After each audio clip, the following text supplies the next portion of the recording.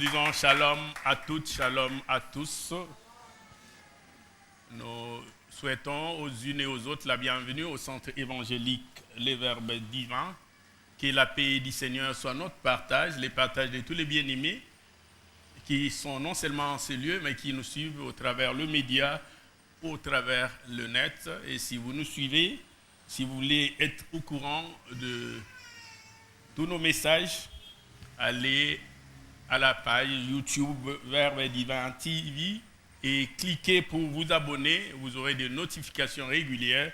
Vous pourrez suivre non seulement nos prédications, mais toutes nos émissions qui sont organisées en ces lieux. Je voudrais vous conseiller aux unes et aux autres de pouvoir vous abonner. Allez à YouTube et abonnez-vous à la chaîne de télévision Verbes Divins TV. Gloire soit rendue à notre Seigneur.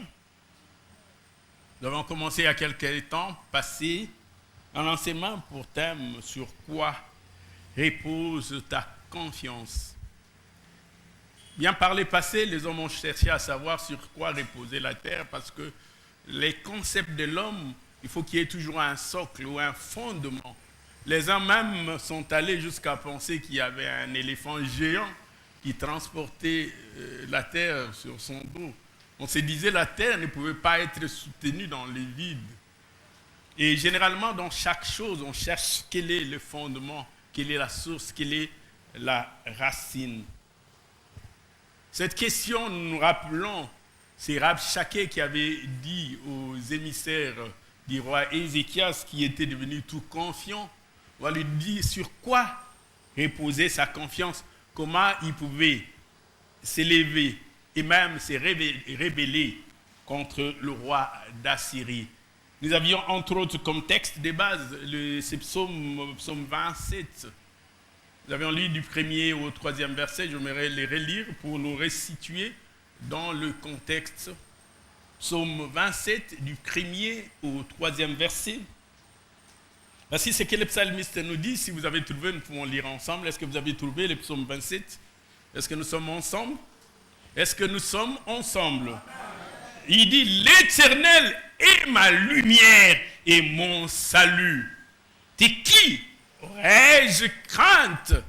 L'Éternel est le soutien de ma vie.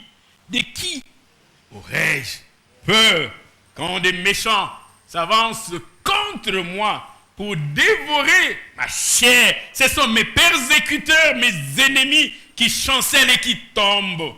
Si une armée s'est campée contre moi, mon cœur n'aurait aucune crainte. Si une guerre s'élevait contre moi, je serai, malgré cela, plein de confiance. Il voudrait dire, contradictoirement à l'environnement hostile, aux conditions précaires, à l'adversité, liées aux persécutions, à la guerre, peut-être même à diverses maladies. Il y a, malgré ces conditions difficiles, quelqu'un dit même les conditions sodomiques de ce monde, il dit, je serai malgré cela plein de confiance. Ces événements et ces circonstances ne pourront pas ébranler ma confiance, mon attachement, mon amour et ma dévotion à Dieu. Rien ne pourra changer. Nous nous rappelons en son temps, nous avions posé les fondements, on ne va pas y revenir en ces jours. Nous avions eu en son temps à expliquer les termes essentiels qui seraient retrouvés dans cette portion des Écritures, mais aussi à donner nos objectifs. Et dans la première partie, nous avions essayé ensemble de voir quel est le fondement de la confiance, la base, le socle de la confiance. Sur quoi la confiance se repose pour être inébranlable. Lorsque le fondement est mouvant, lorsque tu construis sur du sable, lorsque le vent viendra, il pourra emporter ton édifice. Il faut que pour que l'édifice tienne, que tu puisses construire sur un fondement stable. L'Éternel lui-même dit par la bouche du prophète Ésaïe, c'est pourquoi ainsi parle l'Éternel. Voici, j'ai mis en Sion pour fondement une pierre éprouvé, une pierre angulaire, une pierre de prix. C'est lui qui s'appuiera sur cette pierre. C'est lui qui la prendra comme assise, comme fondement. N'aura pas hâte de s'enfuir. La confiance a besoin d'être édifiée sur du solide et non sur du sable. Nous avions dit parmi les socles, nous n'avions pas la prétention de donner tout le fondement ou le socle de la confiance, mais nous en avions donné quelques-uns. Nous avions parlé de la foi parce qu'il est important que celui qui s'approche de Dieu ait la foi, qui croit d'abord que Dieu existe, qu'il est le rémunérateur de ceux qui les cherchent. Sans la foi, il est impossible d'être agréable à Dieu. Si tu n'as pas la foi, ce que nous disons ne te concerne pas. Oublie, prends ton téléphone, va sur les réseaux sociaux. Si tu n'as pas la foi, c'est les fondements. Deuxième chose, ou deuxième socle, sur lequel la confiance est bâtie, c'est l'amour de Dieu. Dieu est tellement amour, qu'il ne peut pas nous abandonner. Il a dit à Moïse, il a répété à Josué en disant, je ne vous abandonnerai point, je ne vous délaisserai point. Il nous aime tellement. C'est ainsi qu'il n'a pas épargné son Fils unique, Jésus-Christ, le juste, en qui il n'y avait point de péché ni d'iniquité. Mais il a tellement aimé le monde qu'il a donné pour nous racheter. S'il n'a pas épargné les justes pour nous racheter, les petites choses, qu'est-ce que cela représente? C'est ainsi que Jérémie dit dans son livre des Lamentations, dans le 3e chapitre, le 22e verset que nous connaissons, il dit « Les bontés de l'Éternel ne sont pas épuisées et ses compassions n'arriveront jamais à leur terme, n'arrivent jamais à leur terme. » Dieu le renouvelle pour nous chaque matin. Dieu est tellement amour que, quelles que soient les circonstances, notre confiance en lui ne peut pas faillir à cause de son amour. Dieu est amour. Il est amour à cause de cela. Nous devons placer toute notre confiance en lui. Parce qu'il ne peut que chercher notre bien. Il ne peut désirer que notre bien-être, notre salut.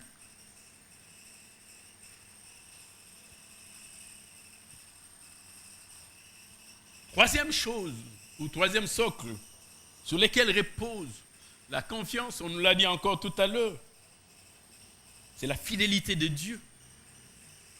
Nous avons cru à un Dieu fidèle. Ce n'est pas quelqu'un qui promet aujourd'hui, demain il change de position. Il dit les conditions ont changé. Quand je t'avais promis, il n'y avait pas le coronavirus. Aujourd'hui, il y a le corona. Moi aussi, j'ai changé. Mon Dieu a changé les yeux. Non, Dieu n'est pas comme cela. Il est fidèle. Et tout à l'heure, on nous a lu l'épître aux Hébreux dans le 10e chapitre, le verset 23. On dit, retenons fermement la profession de notre espérance. Retenons fermement, de manière inébranlable, de manière à ne pas lâcher la profession de notre espérance. Pourquoi? Car celui qui a fait la promesse est fidèle. Nous n'avons pas cru à un Dieu infidèle, c'est ainsi que nous devons retenir fermement la profession de notre espérance. Notre espérance ne peut pas tromper. Quatrième chose, pourquoi nous devons avoir cette confiance, je dirais même aveugle à Dieu, à cause de sa sincérité. Notre Dieu n'est pas un menteur.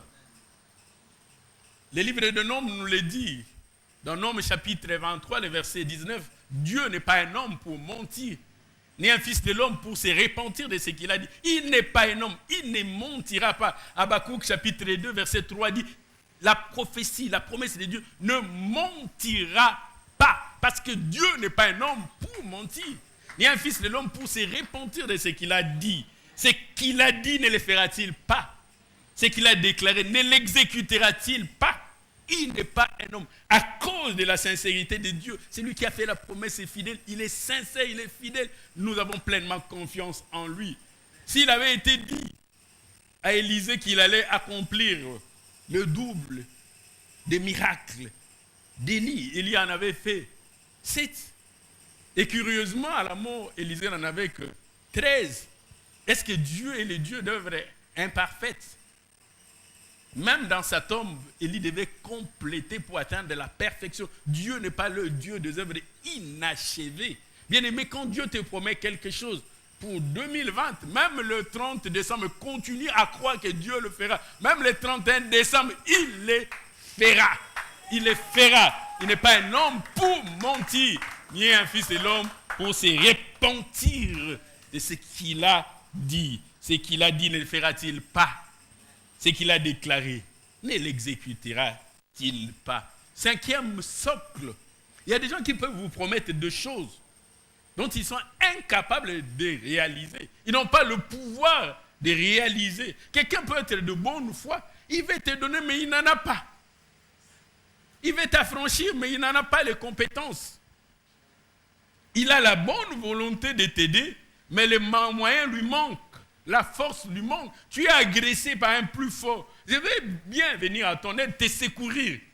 Mais si ton agresseur est fort, qu'est-ce que moi je peux faire?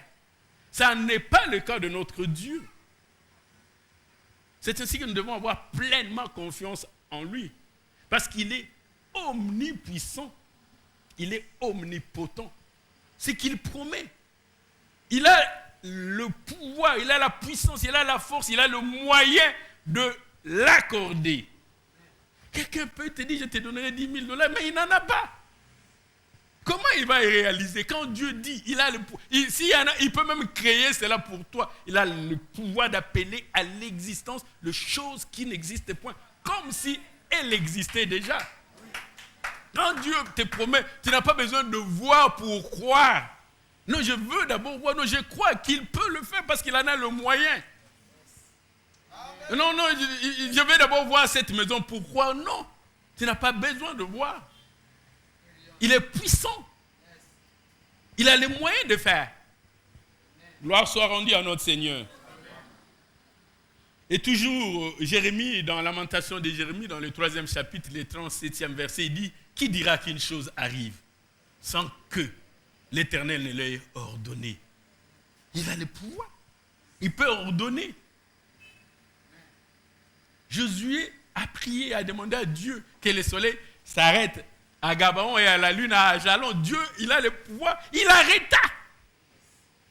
Il en a le pouvoir. Et il dit, il n'y aura ni rosée ni pluie, sinon à ma parole. Parce qu'il parlait au nom de Dieu. Dieu peut arrêter le temps. Il peut arrêter la saison. Vous êtes pendant la saison sèche. Il dit la saison sèche va se prolonger pendant 3 ans et demi. Dieu peut vous faire traverser la mer à sec, comme si c'était une route tout tracée. Il a le pouvoir. C'est ainsi que nous devons lui faire pleinement confiance.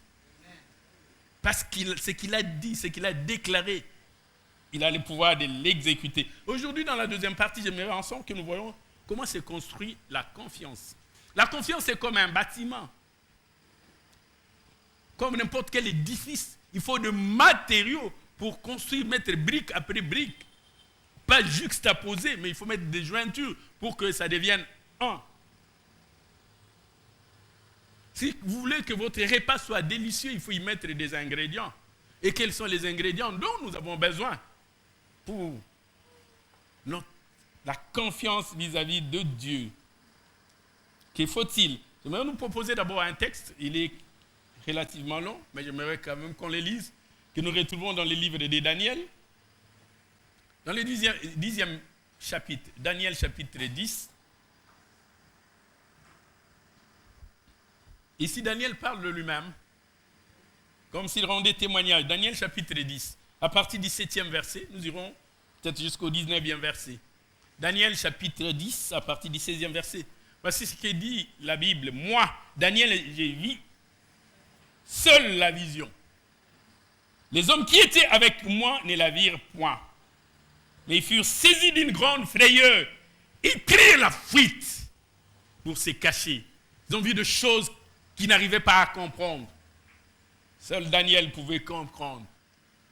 Et les autres ont pris la fuite. Verset 8. J'ai resté seul et j'ai vu cette grande vision. Les forces me manquèrent. Mon visage changea de couleur et fit décomposer. J'ai perdu toute vigueur. Et j'ai entendu les sons de ces paroles. Comme j'entendais les sons de ces paroles, j'ai tombé frappé d'étourdissement la face contre terre. Et voici une main me toucha et secoua mes genoux et mes mains. Puis il me dit, Daniel, homme bien-aimé, sois attentif aux paroles que je vais te dire et tiens-toi debout à la place où tu es, car je suis maintenant envoyé vers toi. Lorsqu'il m'eut ainsi parlé, je me tins debout en tremblant. Il me dit, Daniel, ne crains rien. Comme s'il voulait dire, Daniel ne perd pas confiance. Car dès les premiers jours où tu as eu à cœur de comprendre, de t'humilier devant ton Dieu, tes paroles ont été entendues. Et c'est à cause de tes paroles que je viens. À cause de tes prières que je viens. À cause de tes instances, à cause de tes supplications que je viens. Verset 13. Le chef du royaume de Perse m'a résisté 21 jours. Mais voici, Michael, l'un des principaux chefs, est venu à mon secours et je suis demeuré là auprès du roi de Perse. Verset 14. Je viens maintenant pour te faire connaître ce qui doit arriver à ton peuple dans la suite de temps, car la vision concerne encore ces temps-là. Tandis qu'il m'adressait ces paroles, j'ai dirigé mes regards vers la terre et j'ai gardé le silence. Verset 16, et voici quelqu'un qui avait l'apparence des fils de l'homme toucha mes lèvres. J'ouvris la bouche, j'ai parlé, et j'ai dit à celui qui se tenait devant moi, mon Seigneur, la vision m'a rempli de froid, de terreur, de peur, de crainte. Et j'ai perdu toute vigueur. Comment les serviteurs de mon Seigneur pourraient-ils parler à mon Seigneur? Maintenant les forces me manquent. Il n'est plus de souffle. Verset 18. Alors celui qui avait l'apparence d'un homme me toucha de nouveau. Il me fortifia. Il me toucha de nouveau. Il me fortifia. Puis il me dit, ne crains rien, homme bien-aimé, que la paix soit avec toi. Courage! Et comme il me parlait, j'ai repris de force et j'ai dit, que mon Seigneur parle, car tu m'as fortifié. J'ai repris de force. J'ai repris confiance. Et j'ai dit que mon Seigneur parle. Est-ce qu'on peut acclamer la parole du Seigneur? Dans les récits de Daniel chapitre 10, si on pouvait les décomposer, c'est comme s'il y avait deux temps. Le premier temps où Daniel est frappé des frayeurs, de froid, des craintes, de peur. Il manque le courage. Et comme si sa confiance était émoussée. Et le deuxième temps, où il a été touché, et touché pour la deuxième fois, où il a repris confiance, où il a repris la force. Comment Daniel a-t-il évolué entre ces tentés de désespoir, de crainte, de peur, de frayeur, et les tentés plus un, où il a repris courage, confiance en Dieu, où sa foi ragaillardie. Comment les choses se sont passées. Comme l'apôtre Pierre, cet homme jadis heureux, qui pouvait régner Christ, qui pouvait trembler même devant une femme qui pouvait lui poser la question, n'es-tu pas de ces Nazaréens? N'es-tu pas l'un d'eux? Les craintifs, les peureux pouvaient un jour se tenir devant les parvis et parler à haute voix. Hommes, frères, ces hommes que vous voyez ne sont pas ivres. N'est-ce pas le même Pierre qui tremblotait, qui avait même régné par peur son maître? Nous avons une question, nous avons essayé ensemble de répondre. Je dis ensemble, étant conduits par le même esprit pour aboutir aux mêmes réponses. Comment agir pour faire grandir la confiance. Quel acte poser? Quel mode de vie mener? Pour dire quel matériau amener pour construire cet édifice qui deviendra une confiance inébranlable. Non seulement parce que c'est sur un bon fondement, mais parce qu'aussi on prend de beaux et de bons et de véritables matériaux. Il ne suffit pas de chercher un bon fondement et construire avec la paille.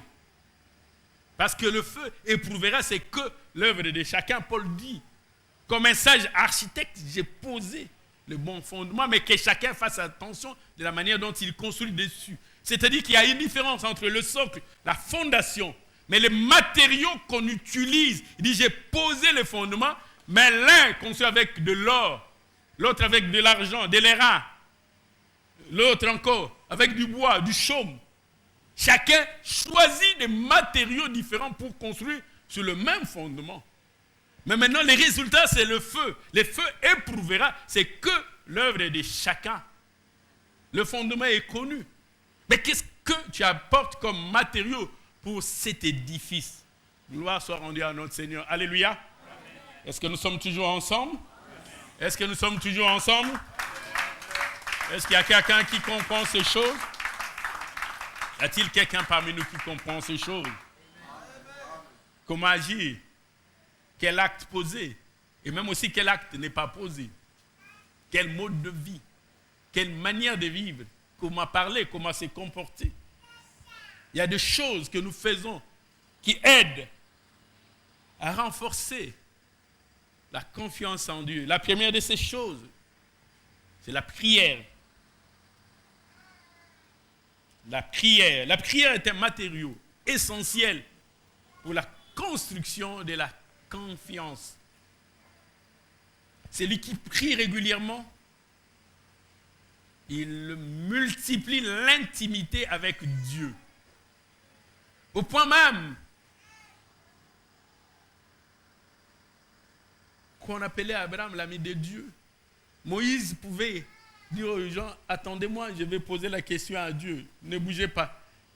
Il va parler avec Dieu. Il avait atteint une telle dimension qu'il parlait avec Dieu face à face. La prière permet à ce qu'on soit connecté à cette source qui est l'Éternel. Il y a le texte du psaume 150, le 15e verset qui dit, le psaume 50, le 15e verset qui dit, invoque-moi au jour de la détresse, je te délivrerai. Et tu me glorifieras. C'est dit, quand j'aurai fait ces grandes choses, tu comprendras la grandeur, ma magnificence, ma puissance, ma manière de faire et ma manière d'agir. Quand tu auras prié et quand je serai venu à ton secours, tu ne manqueras pas de mots pour exalter ma grandeur. Parce que tu es dans la prière.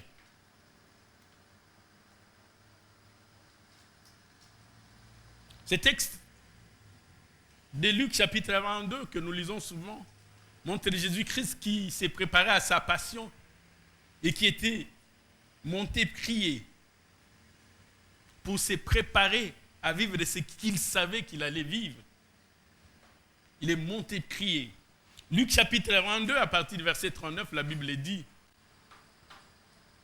Luc chapitre 22, à partir du verset 39, la Bible dit, après être sorti, Jésus alla, selon sa coutume, il en avait l'habitude. Pour dire, il faisait cela fréquemment. Il faisait cela de manière inlassable. Il faisait cela régulièrement, de manière indéterminée et indéfinie.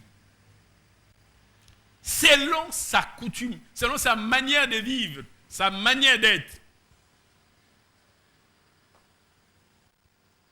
Et si l'Évangile mentionne cela, c'est que c'est un élément important, un élément essentiel qu'il faille retenir selon sa coutume.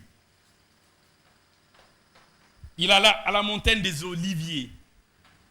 Ses disciples les suivirent. Verset 40, lorsqu'il fut arrivé dans ces lieux, il leur dit, criez, priez, criez, afin que vous ne tombiez pas en tentation. Puis il s'éloigna d'eux de la distance d'environ un jet de pierre, et s'étant mis à genoux, il pria. D'autres disent même, il pria sans cesse, disant, Père, si tu voulais l'éloigner de moi cette coupe, toutefois que ma volonté ne s'efface point, mais la sienne. Alors un ange lui apparut du ciel pour le fortifier. C'est assez exceptionnel, où le Verbe est incarné, la parole faite chair. Le Dieu, une créature vient les soutenir, les fortifier. Ces jours-là, des faiblesses, selon la chair, parce qu'il était revêtu de chair et de sang. Mais il avait besoin de cette puissance-là pour les soutiens. Un ange apparut du ciel pour les fortifier. Étant en agonie, il priait plus instamment, et sa sueur devint comme des grumeaux de sang qui tombaient par terre. Et après avoir prié, il s'éleva et vint vers les disciples qu'il trouva endormis de tristesse. Et il leur dit, pourquoi dormez-vous? Levez-vous et priez. Levez-vous et priez. Christ savait. Celui qui a une vie abondante de prières, sa confiance ne pourra jamais tanguer. Sa confiance vis-à-vis de Dieu ne fléchira pas. Comme pouvait dire l'apôtre Paul, j'étais ravi. Quelqu'un, il a été ravi, il s'est demandé, je ne sais si c'était dans la chair ou c'est dans son esprit, je ne le sais. Je connais un homme en Christ. Il dit même dans le temps, il y a 14 ans, il était ravi jusqu'au 3e ciel. Quelqu'un qui prie, il monte. Il prie, il monte jusqu'au 2e ciel. Il prie, il monte jusqu'au 3e ciel. Paul dit, je ne sais pas si c'était dans la chair ou dans l'esprit. Je sais que cet homme, si c'est fait dans son corps ou dans son esprit, je ne le sais, Dieu le sait, fut enlevé dans le paradis et qu'il a entendu des paroles ineffables qui n'est pas permis à l'homme d'exprimer. Dans 2 Corinthiens, chapitre 12, vous pouvez lire cela, 2 Corinthiens, chapitre 12, du 2e au 5e verset. Cet homme-là, il était en prière. Il dit, il était ravi comme enlevé. Cet homme se retrouva au paradis. Il entendit des paroles ineffables, des choses inexprimables, comme il n'est pas permis à un homme de s'exprimer. Mais lui, il a entendu ces choses-là. Il était en prière et ravi. Et il voit la grandeur de Dieu, sa magnificence, sa splendeur, sa beauté sublime. Par la prière. Et dans sa 2e lettre aux Corinthiens, l'apôtre Paul peut nous dire, 2 Corinthiens chapitre 4, du 16e au 17e verset, nous pouvons lire. 2e lettre de Paul aux Corinthiens, le 4e chapitre, du 16e au 17e verset. 2 Corinthiens chapitre 4, du 16e au 17e verset, la Bible dit, c'est pourquoi, quand il commence par c'est pourquoi, il justifie une position. Il y a des prémices, il en tire une conclusion.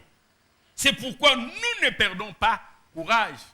C'est pourquoi nous ne perdons pas confiance. C'est pourquoi notre confiance ne peut pas s'ébranler. Et lors même que notre homme extérieur s'est détruit, c'est-à-dire les conditions de ce monde, l'environnement dans lequel nous vivons, l'économie, la politique, la sécurité, tout peut se détériorer. Ça, ce sont des choses physiques, perceptibles.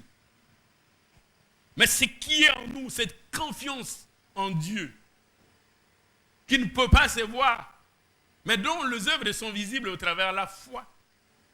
Nous allons voir l'extérieur être détruit, l'intérieur se renouvelle de jour en jour. Paul dit, même lorsque l'extérieur est altéré. L'extérieur est détruit, pourri.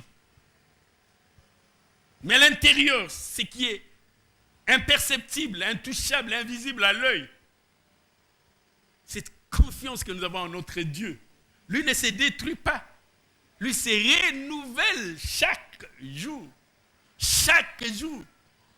Ça se renouvelle. C'est ainsi qu'il peut dire dans le 17e verset. Nous sommes dans 2 Corinthiens, chapitre 4. Dans le 17e verset, il dit, car nos légères afflictions du moment, oh, quel euphémisme de la part de Paul. Il est en train de les négliger, de les amoindrir, de les diminuer, de les... même, je dirais, de les mépriser, de les rendre insignifiants. Toi, tu dis, je suis dans la douleur, je suis dans la tristesse, je suis dans la désolation, je suis dans l'affliction, je suis dans la peine, je suis dans le deuil, dans le manque, dans la sécheresse. Paul minimise ces choses. Il dit nos légères afflictions du moment. Quelqu'un te dit ce que moi je suis en train de vivre. Toi, tu appelles ça légère affliction. Ne te rappelle pas ces proverbes lingala qui dit pilipili na munoka muninge soit kate. C'est parce que c'est moi qui vis ça, toi tu ne le vis pas. Comment tu peux dire nos légères si c'était chez toi?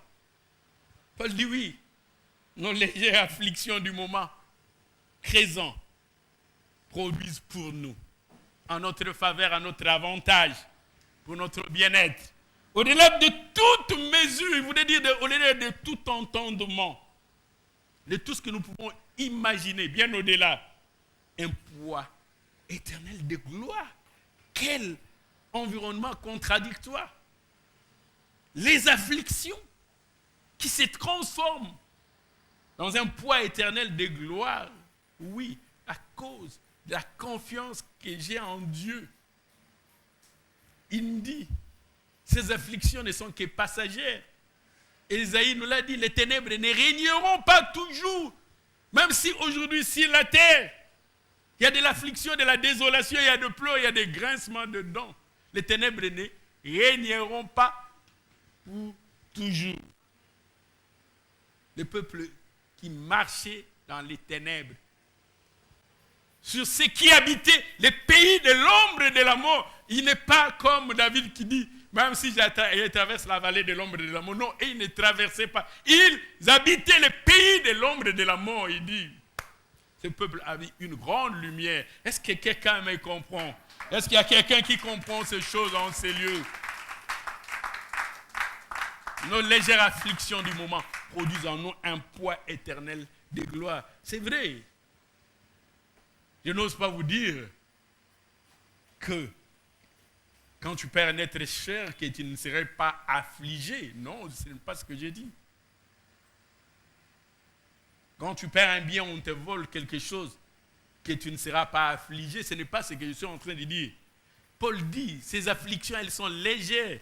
Elles ne sont pas comparables à la gloire à venir. C'est vrai, tu es affligé. Et ce sont des légères afflictions qui n'ont aucune commune mesure avec la gloire à venir. Gloire soit rendue à notre Seigneur. J'étais en train de dire à quelqu'un, tu veux que ta confiance grandisse en Dieu. Et une vie abondante de prière.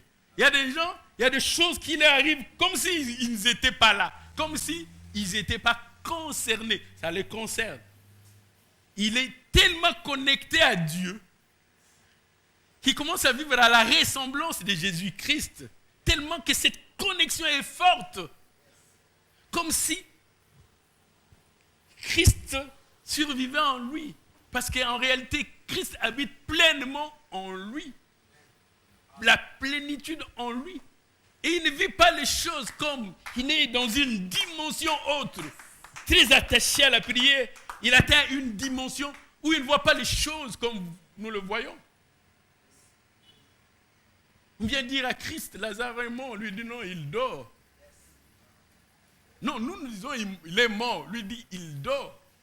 Il a une telle confiance qu'il dit mais celui qui dort, on peut le réveiller. Vous voyez la mort. Lui, il voit la résurrection. pendant que toi tu vois la mort, lui quand il regarde, il dit non, je ne vois pas la mort, je vois la résurrection. Arrêtez de regarder les choses de la manière dont tu regardes devant les légères afflictions. Ne regarde pas la mort. Regarde comme Christ regardait Lazare. Il regardait Lazare et voyait la résurrection. Mais qu'est-ce que tu vois quand tu regardes? Mais qu'est-ce que tu vois? Mais qu'est-ce que tu vois quand Christ regarde, dit, oh, moi je vois la résurrection. Toi tu regardes, dis, oh, c'est la mort. Non, on voit les choses comme Christ. Que Christ habite en toi et tu commenceras à voir les choses comme Christ. Alléluia. Est-ce qu'il y a quelqu'un qui me comprend en ce lieu? Est-ce qu'il y a quelqu'un qui me suit en ces lieux? Est-ce qu'il y a quelqu'un qui croit en ces choses? Deuxième matériau pour faire croître la confiance, c'est la méditation de la parole de Dieu. Méditez la parole de Dieu. Méditez la parole de Dieu. Si vous méditez tellement la parole de Dieu, à un moment quand vous parlez, les gens qui vous écoutent, vous êtes tellement connectés avec Dieu. Pierre était habitué à Christ. Quand il parlait, les gens disent, non, non, ton langage t'est trahi. Mais moi, je parle comment? Non, ton langage t'est trahi, tu ne parles pas comme nous. C'est lui qui médite la parole de Dieu.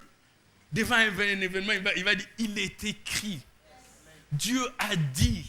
Voici la promesse de l'Éternel. Il médite la parole de Dieu. Méditez la parole de Dieu. C'est texte que nous aimons beaucoup, que nous écrivons dans toutes nos Bibles, et qui se trouve dans Josué, les premiers chapitres, le 8e verset. Nous nous contentons de l'écrire et de le rappeler. Mieux encore, nous devons vivre de ça quand il est dit que ce livre de la loi ne s'éloigne pas de ta bouche. Mais ça ne s'arrête pas là.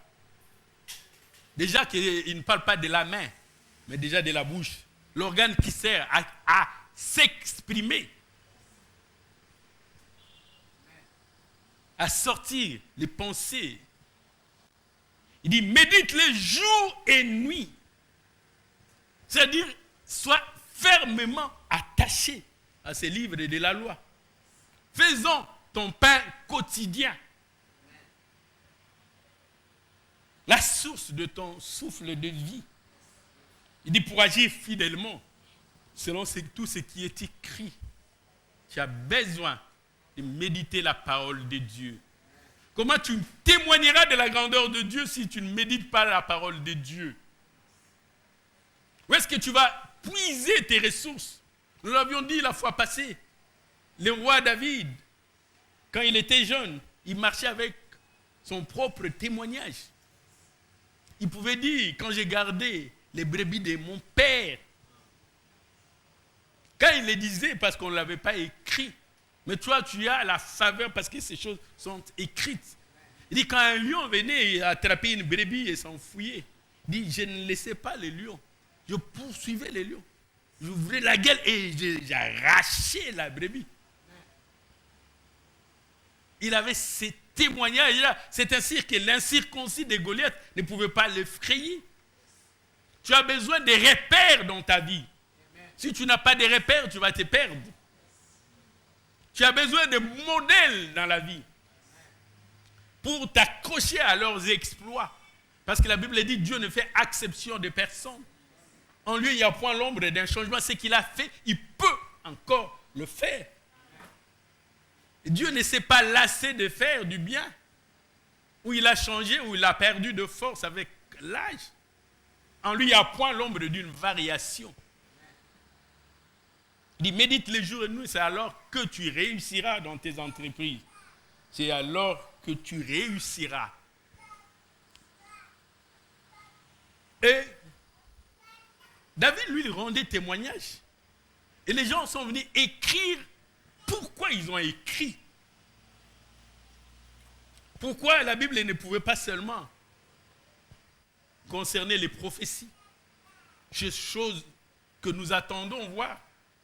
Pourquoi il y a des faits historiques qui se retrouvent dans la Bible, des choses que nous dirions du passé. Nous voulons connaître l'avenir pour bien ajuster notre comportement. Je viens te dire, tu sais, avant toi, quelqu'un était ici, il avait fait faillite. Non, moi, je voudrais que tu me dises, est-ce que moi, je réussirai? Non, moi, je te dis, celui qui était avant, il a fait faillite. Ah, et tu dois savoir pourquoi il avait fait faillite. Comment il vivait, comment il gérait. C'est utile que tu saches. Et nous avons besoin de la parole de Dieu pour nous édifier, nous aider à avoir une confiance inébranlable.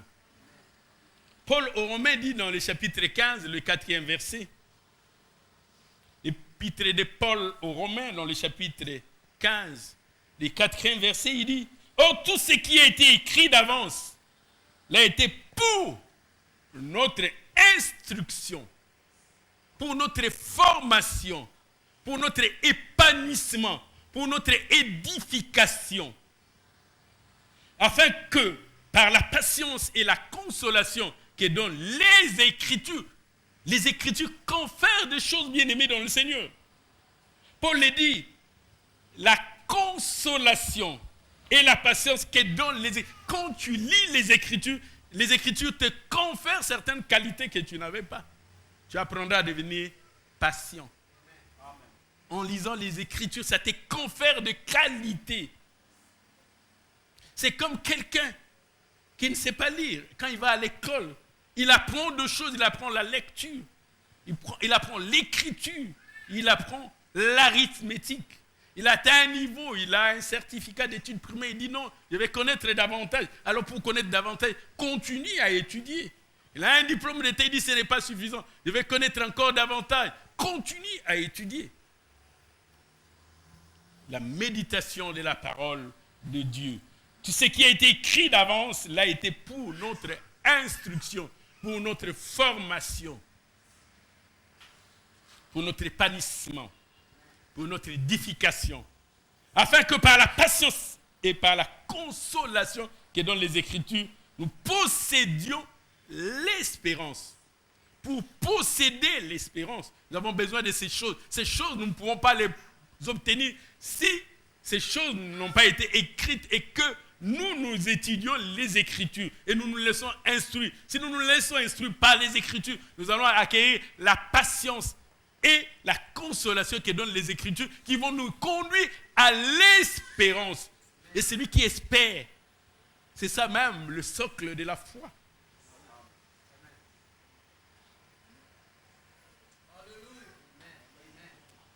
La confiance ne peut pas s'ébranler. Parce que la foi est une ferme assurance de choses qu'on espère. Et avec la méditation de la parole de Dieu, ça nous confère la patience et la consolation, et ce qui va nous conduire vers une espérance. Et cette nouvelle espérance fera que nous ayons pleinement confiance en Dieu. Quelqu'un qui espère les saluts de l'Éternel, il ne peut pas manquer de confiance. Il sait que Dieu agira, comme l'avaient été ces trois jeunes hébreux, Miskaël, Anani et Azaria, qu'on appelle Meshach, Shadrach et Abednego. Ils espéraient, devant même la fournaise ardente, chauffée 7 fois, devant le roi Nebuchadnezzar. Ils avaient pleinement confiance en Dieu. Nous avons confiance en Dieu. Quand le roi pouvait dire, quel est, c'est Dieu qui vous délivrera de ma main. Nous, notre Dieu, nous délivrera de ta main, ô Dieu, ô roi. Nous avons confiance qu'il nous délivrera de ta main. Alléluia. Amen. Gloire soit rendue à notre Seigneur. Amen. Gloire à Jésus-Christ. Bien-aimé, si tu veux croître, tu vas avoir une confiance qui ne va jamais s'ébranler, qui ne va jamais chavirer, qui ne va jamais tanguer. Je voudrais nous le dire à vous et à moi-même, de méditer abondamment la parole de Dieu. Aujourd'hui encore, on se réjouit, même si je n'encourage pas les gens à l'église de lire la Bible au travers de leur téléphone. Mais tu peux avoir une tablette, tu peux avoir la Bible. Partout où tu vas, tu as la possibilité de méditer la parole de Dieu. Par le passé, lorsque nous allions voir des autorités dans leur salle d'attente, on nous mettait des journaux pour lire. Il dit, passez votre temps. Moi, il dit, non, mon temps n'est pas à perdre. Moi, tout le temps, pour moi, c'est précieux. Et j'ai saisi chaque opportunité. Ces temps-là, ce n'est pas à perdre. Moi, je n'ai pas de temps à perdre. Je n'ai pas de temps à perdre. Pour moi, c'est un moment important. Si Dieu permet que cela arrive, c'est que cela devient utile. Je dois attendre là-bas. Il faut que ce temps soit utile et profitable. Alléluia. Dans sa première lettre aux Corinthiens, le chapitre 10, le 11e verset, il reprend pratiquement la même pensée. 1 Corinthiens, chapitre 10, le 11e verset. 1 Corinthiens, chapitre 10, verset 11. L'apôtre Paul nous dit, ces choses-là sont arrivées pour servir d'exemple. Au Bangate. Cela était déjà arrivé. Il n'y aura rien de nouveau sur la terre. Ces choses-là sont arrivées pour servir d'exemple. Ceux qui ont marché dans la fidélité avec Dieu, Dieu n'a pas manqué de les secourir. Ceux qui se sont attachés à Dieu, ils n'ont pas manqué les secours divins pour servir d'exemple. Et on ne s'est pas arrêté là-bas. La Bible dit, elles ont été écrites. Elles sont arrivées pour servir d'exemple. Mais elles ont été écrites pour notre instruction. Ce n'est pas en vain que cela a été écrit. C'est pour ton instruction. Bien-aimé, instruis-toi. Instruis-toi. Cela a été écrit pour notre instruction. Pour toi, mon bien-aimé, dans le Seigneur, mais aussi pour moi. C'est arrivé pour servir d'exemple. Mais ces choses ont été écrites pour notre instruction, notre formation. Pour accroître de la connaissance. Pour édifier notre confiance en Dieu. La Bible dit, Abraham eut confiance en Dieu et cela lui fit imputer à justice. Il a eu confiance. Ces choses-là sont arrivées pour servir d'exemple. Mais elles ont été écrites pour notre instruction. Ah, Abraham a eu confiance en Dieu et Dieu le lui a imputa. Ok. Ces choses ont été écrites. Bien-aimé, si tu ne médites pas la parole de Dieu,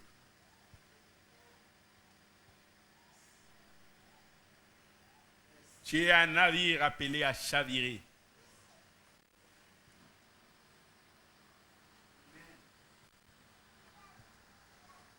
Médite la parole de Dieu. Et dans sa deuxième lettre à Timothée, le chapitre 3, le 16e verset, deuxième lettre de Paul à Timothée, dans le chapitre 3, le 16e verset, dit « Toute écriture est inspirée de Dieu. » C'est une évidence. Mais elle est utile pour enseigner. Elle est utile pour convaincre. Utile pour corriger. Utile pour instruire dans la justice. Utile. Quand tu tiens ce petit livre-là, dis-toi que c'est un livre très utile. D'une grande richesse, inépuisable. Et chaque jour que tu méditeras, tu découvriras de nouvelles richesses. À force de méditer, tu ne feras pas beaucoup d'efforts, tu verras que même ta manière de parler a changé. Pierre, le fait d'être en contact avec Jésus-Christ, n'avait pas dit à Jésus, apprends-moi à parler comme toi. Non. Cette manière de vivre avec lui, il entendait parler. Cela a affecté aussi sa manière de parler. Quand tu es attaché aux Écritures, cela va impacter ta vie. J'ai dit à quelqu'un, cela va impacter sa vie. J'ai dit encore à quelqu'un, cela va impacter ta vie si tu es rattaché à la méditation de la parole de Dieu. Pour enseigner, pour convaincre, pour corriger.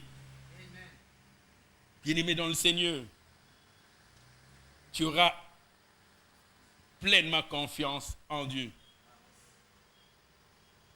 C'est ainsi que dans sa lettre aux Colossiens, le 3e chapitre, le 16e verset, Paul peut dire ceci.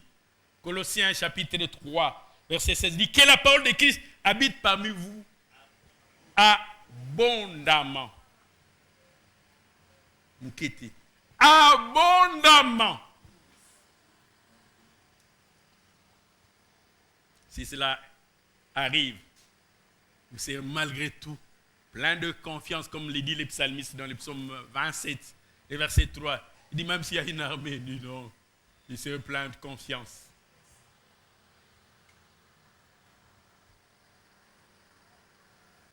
Instruisez-vous et exhortez-vous les uns les autres en toute sagesse. On a besoin que la parole de Dieu habite abondamment en nous. Troisième, parmi les matériaux qu'il ne faut néanmoins pas négliger et non plus croire que c'est l'affaire de chantres. C'est l'affaire de nous tous. C'est la louange et l'adoration. Certains croient que pour être adorateur, il faut être chanteur, il faut être musicien. Quand on n'est pas musicien, on ne peut pas être un adorateur. Erreur gravissime de croire que adorer voudrait qu'on soit musicien. Dieu cherche des adorateurs, il ne cherche pas des musiciens. Parce que tout musicien, tout chanteur n'est pas forcément adorateur de Dieu. La louange et l'adoration. Celui qui mène une vie remplie de louanges, c'est quelqu'un qui ne perdra jamais confiance en Dieu. Tout le temps, tu es en train de proclamer les hauts faits de l'Éternel. C'est ça, louer l'Éternel. Proclamer les hauts faits de l'Éternel. Tu ne manqueras jamais de confiance. Tout le temps en train de lui exprimer ton amour. Tu ne manqueras jamais la confiance. Et quand tu le fais, cela nourrit ta confiance en Dieu. La louange et l'adoration. N'attends pas que tu aies une belle voix ou de prendre une inscription à l'INA. Dis-moi, j'irai faire l'INA et je deviendrai adorateur. Non, tu te trompes. Tu n'as pas besoin d'aller à l'INA. Tu n'as pas besoin de t'inscrire dans un conservatoire des arts pour devenir adorateur.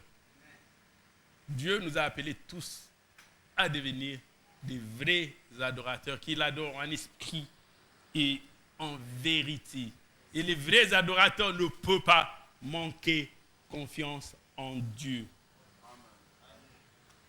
J'aimerais que nous lisions rapidement ces textes de Paul et de Silas, que certainement nous connaissons, qui se trouvent dans Actes des Apôtres, chapitre 16, juste deux portions, le 25 et le 26e verset. Actes des Apôtres, chapitre 16, versets 25 à 26. La Bible dit vers le milieu de la nuit, Paul et Silas priaient et chantaient les louanges à Dieu. La Bible ne nous dit pas forcément que Paul et Silas étaient des grands chantres et qu'ils avaient de belles voix. Actes des Apôtres, chapitre 16, versets 25 à 26. Peu importe.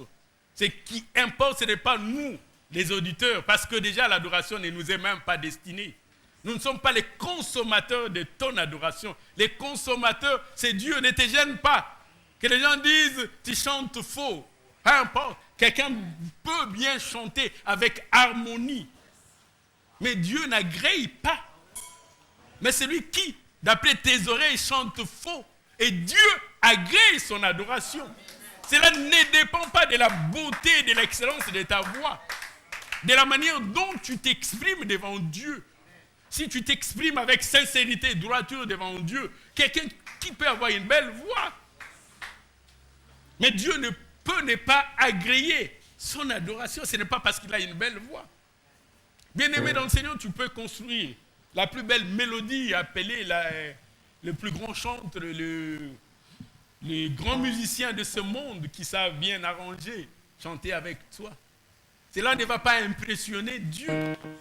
Ce qu'il veut, c'est la sincérité de ton cœur. Il dit vers le milieu de la nuit, Paul et Silas priaient et chantaient les louanges de Dieu. Et les prisonniers les entendaient.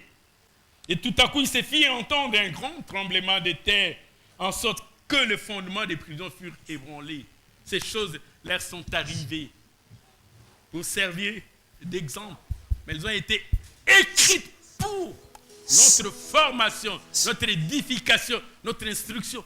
Paul et Silas chantaient et louaient.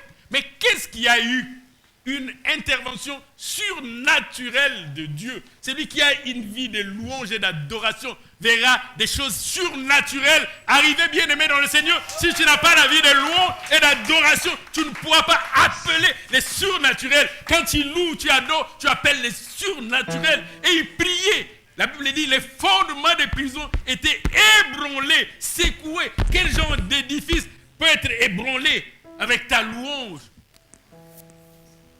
Et tout à coup, la Bible dit, au même instant, toutes les portes des prisons s'ouvrirent. Bien aimé, les liens vont se briser, les verrous cassés à cause de la puissance de la louange et de l'adoration. Et celui qui sait louer Dieu, celui qui sait adorer Dieu, ne perdra jamais confiance. Paul et Silas étaient en prison, ils devaient être désespérés. Il devait être triste, inquiet. Mais il priait et louait Dieu. Toi, pour louer Dieu, tu attends qu'on te donne de l'argent. Tu dis, ah Dieu, bon, je savais que tu appelles El Jireh, le Dieu qui pourvoit, la Bible. Non, Paul et Silas étaient en prison et ils proclamaient les hauts faits de l'Éternel.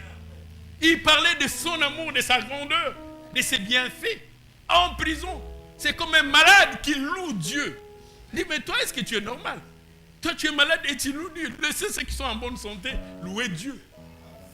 Et si tu loues Dieu, tu appelles le surnaturel. Et il dit, ta confiance ne pourra jamais tanguer. Yes. Est-ce qu'on peut s'élever un court moment? Est-ce qu'on peut se tenir debout? Tenons-nous debout un moment. Bien-aimé dans le Seigneur, la tristesse, c'est du temps passé. Dieu veut faire dans ta vie des choses nouvelles. Et il dit qu'ils sont sur le point d'arriver. Si hier tu as fait des choses parce que tu ne connaissais pas, Dieu fait un jour nouveau. Ou ce que tu avais perdu, tu peux le récupérer. Si seulement tu lui fais confiance. Ta vie de tristesse peut se transformer en une vie de joie, de réjouissance, d'abondance, de succès. Tu vas bientôt oublier les échecs passés. Si seulement tu places ta confiance en Dieu. Même les sarments qui a asséché peuvent de nouveau fleurir. Si tu crois cela, Dieu peut le faire. Si tu lui fais confiance, comme ce jour-là, Dieu va amener Ézéchiel dans la vallée des ossements desséchés. Il lui dit, est-ce que ces ossements peuvent revivre? Il dit, Seigneur, toi tu le sais.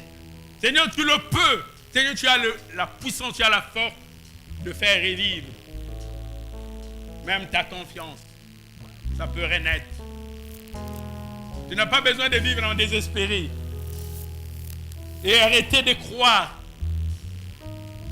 Tu n'as pas besoin de vivre dans l'affliction. Lorsque tu sais qu'il y a de temps, de choses meilleures qui te sont destinées. J'aimerais qu'ensemble, nous construisons une nouvelle foi.